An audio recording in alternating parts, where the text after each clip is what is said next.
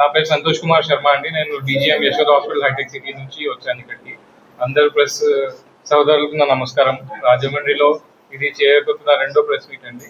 ఇవాళ మనతోటి doctor Rukmini Mrudula Kandadai madam ఉన్నారు. She's an MD DM neuro physician. ఇవాళ మేడం మనతోటి Parkinson's disease and movement disorders గురించి మాట్లాడతారు. Madam please. నమస్కారం. సో మాది ఒక ఆర్గనైజేషన్ ఇప్పుడు ఉంది యశోద హాస్పిటల్లో, Parkinson's disease and movement disorder research centre అని ఒక గ్రూప్ ఉందన్నమాట. మా ప్రొఫెసర్ డాక్టర్ రూపం గారని, ఆయనకి ఆల్మోస్ట్ 35 సంవత్సరాలు ఈ మూవ్మెంట్ డిజార్డర్స్ లో ఆయనకి ఎక్స్పీరియన్స్ ఉంది. దాంతోపాటు నేను, డాక్టర్ రాజేష్ అని న్యూరో సర్జన్, అండ్ డాక్టర్ శృతి, మేము నలుగురం ఉన్నాం ఈ గ్రూప్ లో. సో వాళ్ళ తరఫున ఈ పార్కిన్సన్స్ డిసీజ్ గురించి మాట్లాడదామని. పార్కిన్సన్స్ జబ్బు, మూవ్మెంట్ డిజార్డర్స్ అన్నదంటే కదలికల జబ్బు అన్నట్టు. కదలికల జబ్బులో ఎక్కువ కదలికలు ఉండొచ్చు, తక్కువ కదలికలు ఉండొచ్చు.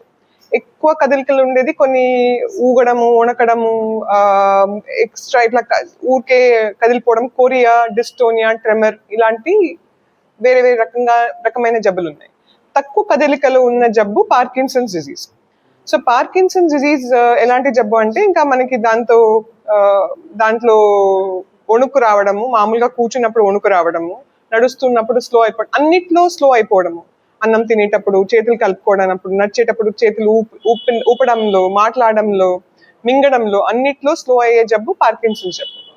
ఇప్పుడు ఎంత మందికి పార్కిన్సన్స్ జబ్బు వస్తుంది అంటే, ఇది ఆల్మోస్ట్ ఒక 1,00,000లో ఒక 4-5 వచ్చే జబ్బు.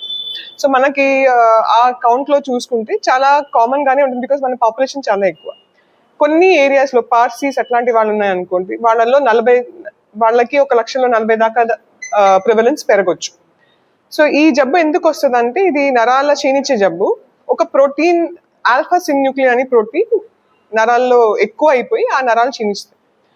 ప్రస్తుతం చాలా రీసెర్చ్ నడుస్తుంది ఆల్ఫా సిన్యూక్లిన్ ని తీసేయడానికి, బట్ మన దగ్గర అలాంటి ట్రీట్మెంట్స్ లేవు.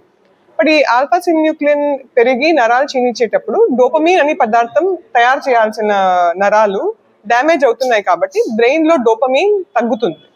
సో దానికి చాలా ట్రీట్మెంట్ ఆప్షన్స్ ఉన్నాయి. ఇనీషియల్ స్టేజెస్ లో మందులతో ట్రీట్మెంట్ చేస్తాము. దాని తర్వాత యాక్చువల్ గా surgical options, deep brain stimulation అన్న సర్జరీ, బ్రెయిన్ పేస్ మేకర్ అన్న సర్జరీ చేస్తాం. ఈ brain pacemaker worldwide 30 సంవత్సరాలుగా నడుస్తుంది. ఇండియాలో మా ప్రొఫెసర్ డాక్టర్ రూపం గారు కానీ మా team actually started the first DBS along with Chitra and Mumbai. మనకి ఇండియాలోనే ఈ 3 సెంటర్స్ లో ఫస్ట్ గా మొదలయ్యే ఈ ట్రీట్మెంట్ 2000లో స్టార్ట్ అయింది. అప్పటి నుంచి ఇప్పుడు 25 సంవత్సరాలుగా మనకి ఎక్స్పీరియన్స్ ఉంది. సో రోజు రోజుకి దాని మీద రీసెర్చ్ నడుస్తుంది. ఇది ట్రీట్మెంట్.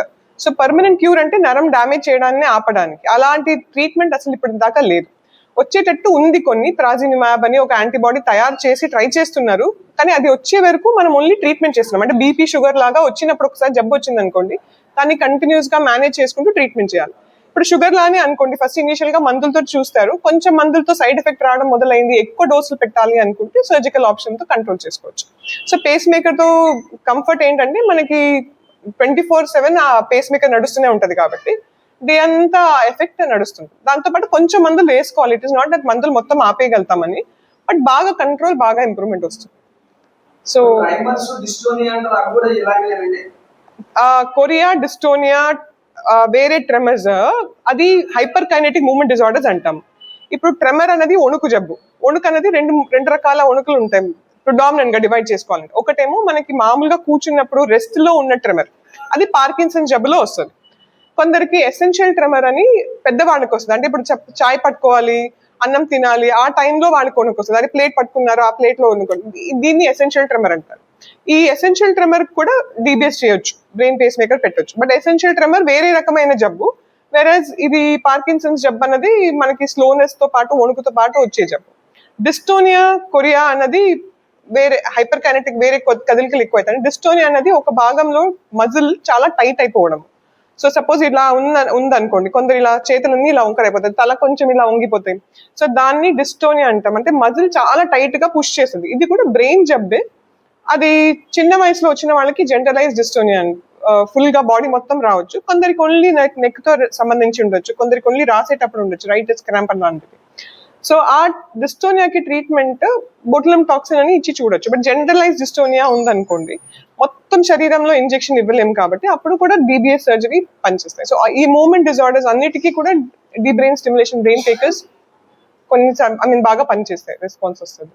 ప్రధానంగా ఈ రోజువారీ ఇబ్బందులు ఏముంటాయండి వేళల్లో ఎవరికి? పార్కిన్సన్స్ జబ్బు ఉన్న వాళ్ళకి మాత్రం వాళ్ళు స్లో అయిపోతారు. అంటే అన్ని లక్షణాలు, అంటే బ్రాడికైనీజియా అంటాం. So this is main symptom, slow అవ్వడం. దాంతో పాటు స్టిఫ్ అయిపోతాయి జాయింట్స్ అన్ని. సో స్టిఫ్నెస్ ఉంటుంది, రిజిడిటీ, వణుకు రావచ్చు. వణుకు అనేది రెస్ట్ ట్రెమర్ ఉంటుంది. సో దీంతో పాటు వాళ్ళకి బ్యాలెన్స్ అబ్నార్మాలిటీస్ రావచ్చు, పోస్చరల్ ఇన్స్టెబిలిటీ అంటాం. సో ఆ పోస్చరల్ ఇన్స్టెబిలిటీ ఈ నాలుగులో కొన్ని లక్షణాలు ఉంటే వాళ్ళకి జబ్బు వస్తుంది. ఇవి మోటార్ సిమ్టమ్స్, మనకి కనిపించే లక్షణాలు. కనిపించి లేని లక్షణాలు కొన్ని ఉంటాయి, నాన్ మోటార్ అంటాం. కొంచెం మనసులో ఆందోళన, నొప్పి, వీళ్ళకి లోపల నొప్పి వస్తుంది, ఆందోళన ఉంటుంది, డిప్రెషన్, యాంగ్జైటీ, ఇవన్నీ కూడా నాన్ మోటార్ సిమ్టమ్స్ కింద. కొందరికి కాన్స్టిపేషన్, మలబద్ధకం ఉండడము, వాసన తెలియకపోవడము, రాత్రి నిద్రలో కలవరింతలు రావడము, రెమ్ స్లీప్ బిహేవియరల్ డిసార్డర్స్, ఇవన్నీ కూడా నాన్ మోటార్ సిమ్టమ్స్. యాక్చువల్లీ ఇవన్నీ నాన్ మోటార్ ముందే రావచ్చు, ఒక 10 సంవత్సరాల ముందు దాకా రావచ్చు. మలబద్ధకం, రాత్రి నిద్రలో కలవరింతలు రావడం, వాసన తెలియకపోవడం, ఇవన్నీ ముందు నుంచే రావచ్చు. సో ఈ 3 ఉన్నాయి అనుకోండి, అందరికీ కాన్స్టిపేషన్, వాళ్ళందరికీ పార్కిన్సన్స్ వస్తుందని కాదు, బట్ ఈ 3 లక్షణాలు ఉన్నాయనుకోండి, వాళ్ళకి 90% ఛాన్స్ పార్కిన్సన్స్ అంటే ట్రెమర్స్, స్లోనెస్, స్టిఫ్నెస్ రావడానికి. సో ఇవి కొన్ని మనకి అంటే సైన్స్ ముందు నుంచే మనకు చూసుకోవచ్చు. రాకుండా చేయడానికి కొంచెం, అంటే ఇప్పుడు ఎందుకు వస్తుందో ఫస్ట్ మాకు క్లియర్ గా తెలియదు. కాంబినేషన్ ఆఫ్ ఫ్యాక్టర్స్ అనుకుంటాం, అంటే జన్యుపరంగా కొంచెం అండ్ పొల్యూషన్, ఎన్వైరన్మెంట్ పరంగా కొంచెం. జన్యుపరంగా there are genetic, predominant only pure genetic diseases ఉంటాయి, అంటే ఫ్యామిలీలో రన్ అయ్యే జబ్బులు. అలాంటిది ఒక 10 to 15% ఆఫ్ పార్కిన్సన్స్ డిజీజ్ మాత్రం జెనెటిక్ గా వస్తాయి. వాళ్ళకి చిన్న వయసులో ఎక్కువ రావచ్చు, యూజువల్ గా less than 50 years, young onset Parkinson's అంటాం. నార్మల్ గా పార్కిన్సన్స్ జబ్బు 60 సంవత్సరాల తర్వాత వచ్చిన వాళ్ళకి వస్తాయి. ఇది 50 సంవత్సరాల కన్నా తక్కువ ఉన్న వాళ్ళకి రావచ్చు. సపోజ్ పెద్ద వాళ్ళకి మాత్రం మనకి ఎన్వైరన్మెంటల్ ఫ్యాక్టర్స్ అండ్ జెనెటిక్స్. ఇప్పుడు మనకి షుగర్, బీపీ కూడా అట్లా, ఇప్పుడు ఫ్యామిలీలో జెనెటిక్ షుగర్, బీపీ ఉందనుకోండి, పిల్లలకి వచ్చే అవకాశం ఉంటుంది. సో ఎందుకంటే వాళ్ళకి జెనెటిక్ ససెప్టబిలిటీ అవుతుంది. దానిపైన కొంచెం ఎన్వైరన్మెంటల్ ఫ్యాక్టర్స్ ఉంటాయి. వైరల్ ఇన్ఫెక్షన్స్, కొన్ని వైరల్ ఇన్ఫెక్షన్ ట్రిగర్ చేస్తాయి. కోవిడ్ లో కూడా ఎక్స్పెక్టేషన్ ఉండింది, కొంచెం కోవిడ్ వల్ల పెరిగిందేమో మనకి పార్కిన్సన్స్ జబ్బు, ఫ్యూచర్ లో ఎక్కువ అవుతుందేమో అని. Second thing is that pollutions, అంటే ఇప్పుడు ఫెర్టిలైజర్స్ తో యూజ్ చేసే ఎక్కువ ఎక్స్పోజర్ ఉన్నాయనుకోండి, లేకపోతే బాగా పొల్యూషన్ ఉన్న వాళ్ళకి ఉన్న ఏరియా ఉందనుకోండి, వాళ్ళకి అక్కడ కూడా అది ట్రిగర్ అవ్వచ్చు. అలానే కొన్నిసార్లు స్ట్రెస్, ఏమైనా సర్జికల్ మేజర్ ప్రాబ్లమ్స్ ఉన్నాయనుకోండి, అవి కూడా ట్రిగర్ చేస్తాయి. రాకుండా చూసుకోవాలి అనుకుంటే మన వైపు నుంచి చేసుకునేది only 2 things we can do. ఒకటి స్ట్రెస్ తగ్గించుకోవచ్చు, ఇంకోటి కొంచెం బాగా ఫిజికల్ ఎక్సర్సైజ్ చేయొచ్చు. ఎంత ఫిజికల్ గా యాక్టివ్ గా ఉంటే అంత better.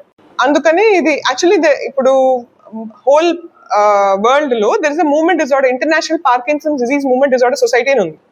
29th November world movement disorders day అని ఒక డే ఉంది, అంటే టు ఇంక్రీజ్ ది అవేర్నెస్ కోసం ఈ డే సెలబ్రేట్ చేస్తారు. ఈసారి వాట్ మూవ్స్ యూ అన్న థీమ్, అంటే దేని మీద మనకి ఇంప్రూవ్మెంట్ వస్తుంది అన్న థీమ్ మీద నడుస్తుంది.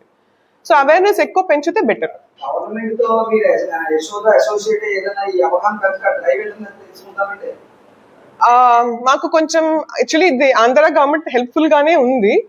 సీఎం రిలీఫ్ ఫండ్ కి అప్లై చేస్తే మాకు సర్జికల్ ఆప్షన్స్ కి కొందరికి సీఎం రిలీఫ్ ఫండ్ అయితే వస్తున్నాయి. So we expect that they will help us more, ఇంకా కూడా ఇస్తారు అని అనుకుంటున్నాం మేము.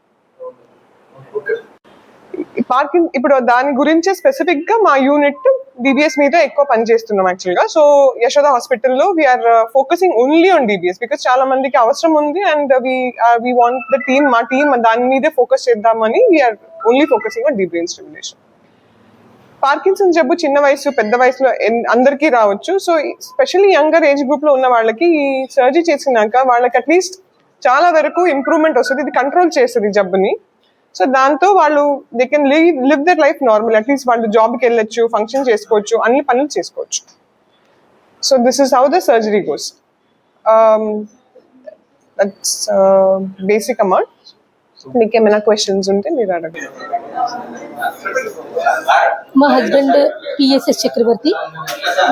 2004లో పార్కిన్సన్స్ అని మాకు తెలిసింది. 2004 నెక్స్ట్ 2014లో డిబిఎస్ సర్జరీ జరిగింది.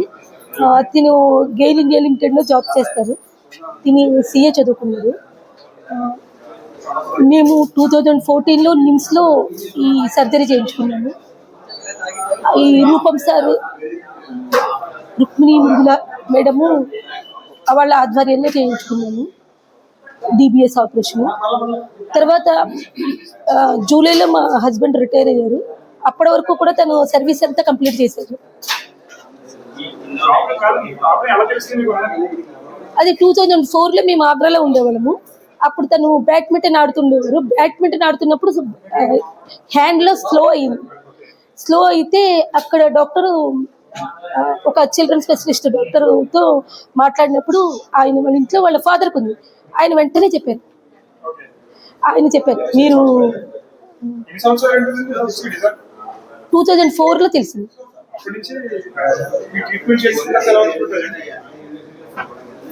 అది డిబిఎస్ సర్జరీ చేయించుకున్నాకనే బాగుంది. యశోద హాస్పిటల్ స్టార్ట్ అయ్యి 1 year. ఫస్ట్ నిమ్స్.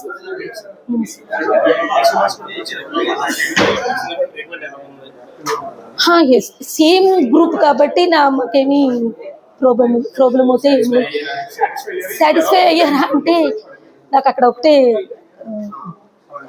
ఈ ప్రిస్క్రిప్షన్ కార్డ్ అవి మాత్రం చాలా కాస్ట్లీ అనిపిస్తుంది. మిగిలినంతా సేమ్ డాక్టర్స్ నాకు అంతా మంచిగానే బాగుంది.